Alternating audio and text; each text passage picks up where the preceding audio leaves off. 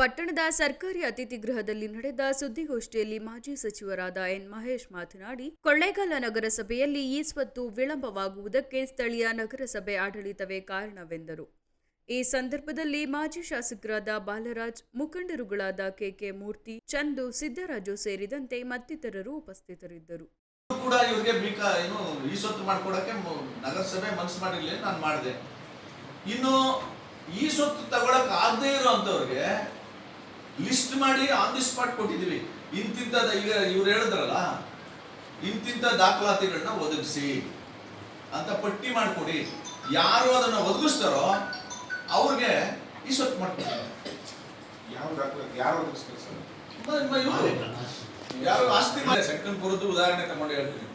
ನಮ್ಮ ಮನೆಗೆ ಅಥವಾ ಶಂಕರಪುರದಲ್ಲಿ ಇರ್ತಕ್ಕಂಥ ಮನೆಗಳಿಗೆ ಯಾವುದಕ್ಕೂ ಮೂಲ ದಾಖಲಾತಿ ಇಲ್ಲ.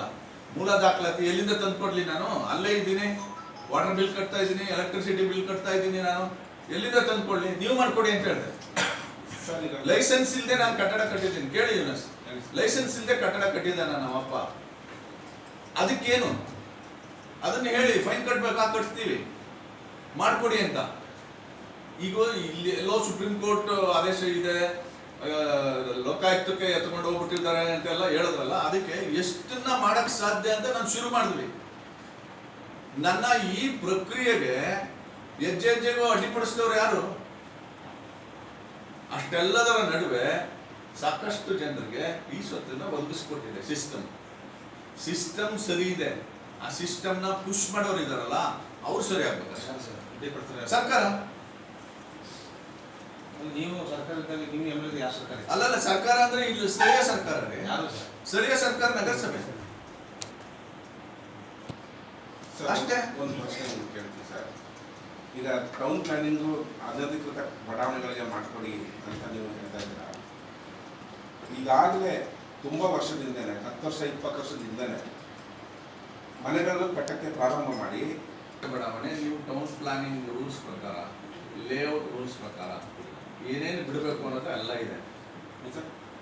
ಏನೇನು ನಿವೇಶನಗಳನ್ನ ಬಿಡಬೇಕು, ರಸ್ತೆ ಎಷ್ಟಿರ್ಬೇಕು, CS ಐತೆ ಎಷ್ಟಿರ್ಬೇಕು, ಪಾರ್ಕು, ಸ್ಕೂಲು, ಇದಕ್ಕೆಲ್ಲ ಬಿಟ್ಟು ಲೇಔಟ್ ಮಾಡಬೇಕು ಅಂತ ಇದೆ. ಯಾವುದು ಮಾಡಿಲ್ಲ. ನಾನು ವಾಸ ಮಾಡೋ ಜಾಗದಲ್ಲಿ ಯಾವುದು ಮಾಡಿಲ್ಲ. ಸೊ ಏನ್ ಮಾಡ್ಬೇಕು? ಅದು ಹಂಗೆ ಇರ್ಬೇಕಾ?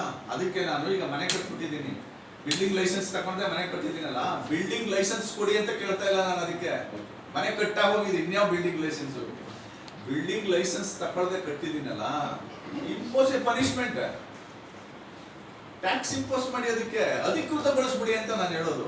ಸರಿ ಸರ್, ಈಗ ಈ ರೀತಿ ಮಾಡೋದಾದ್ರೆ ನಾಳೆ ನಾನು ಮತ್ತೊಂದು ಅನಧಿಕೃತವಾಗಿ ಒಂದು ಬಡಾವಣೆನ ನಿರ್ಮಾಣ ಮಾಡ್ತೀನಿ. ಆ ಸಂದರ್ಭದಲ್ಲಿ ಎಲ್ಲ ಬಡಾವಣೆ ಸಂಪೂರ್ಣವಾಗಿ ಬೆಳೆದ ಮೇಲೆ ಮತ್ತೆ ನನ್ನ ಪನಿಷ್ ಮಾಡಿ ನನಗೆ ನಿಮಗೆ ಅಧಿಕೃತ ಮಾಡ್ಕೊಳ್ಳಿ. ಇಲ್ಲ, ಇದಕ್ಕೆ ಪೂರಕವಾಗಿ ಸುಪ್ರೀಂ ಕೋರ್ಟ್ ಆದೇಶ ಇದೆ. ಒಂದ್ಸತಿ ರೆಗ್ಯುಲರೈಸ್ ಆಗ್ಬಿಟ್ರೆ ಮತ್ತೆ ಇನ್ನೊಂದು ಇರ್ರೆಗ್ಯುಲರ್ ಲೇಔಟ್ ಬರಲಿಕ್ಕೆ ಬಿಡಬಾರ್ದು. ಅದನ್ನ ಬಿಟ್ರೆ ಆ ಭಾಗದ ಸ್ಥಳೀಯ ಅಧಿಕಾರಿ, ಇದನ್ನು ನೋಡ್ಬೇಕಾಗಿರೋ ಅಧಿಕಾರಿ ಯಾರಿದ್ದಾನೆ, ಅವನನ್ನ ಜೈಲ್ಗೆ ಹಾಕ್ರಿ ಅಂತ ಹೇಳ್ತಾರೆ. ನೀವು ಇಮ್ಯಾಜಿನ್ ಮಾಡ್ಕೋಬೇಡಿ, ಮುಂದಕ್ಕೂ ಒಂದು ಲೇಔಟ್ ಬರ್ತದೆ ಅಂತ.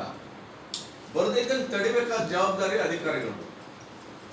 ಈಗ ನಡೆದಿದೆಯಲ್ಲ ಅನಧಿಕೃತ ಬಡಾವಣೆಗಳು, ಇದು ಅನಧಿಕೃತ ಬಡಾವಣೆಗಳು ಅನ್ಸೈಂಟಿಫಿಕ್ ಆಗಿ ಆಗ್ಲಿಕ್ಕೆ ಕಾರಣ ಅಧಿಕಾರಿಗಳು ಮತ್ತು ಬಿಲ್ಡರ್ಸು ಅಷ್ಟೇ.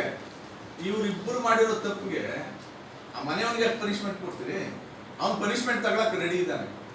ಸರ್, ಇದೇ ನನ್ನ ಪ್ರಶ್ನೆ. ಆಕ್ಚುಲಿ ಇದು ನನ್ನ ಪ್ರಶ್ನೆ.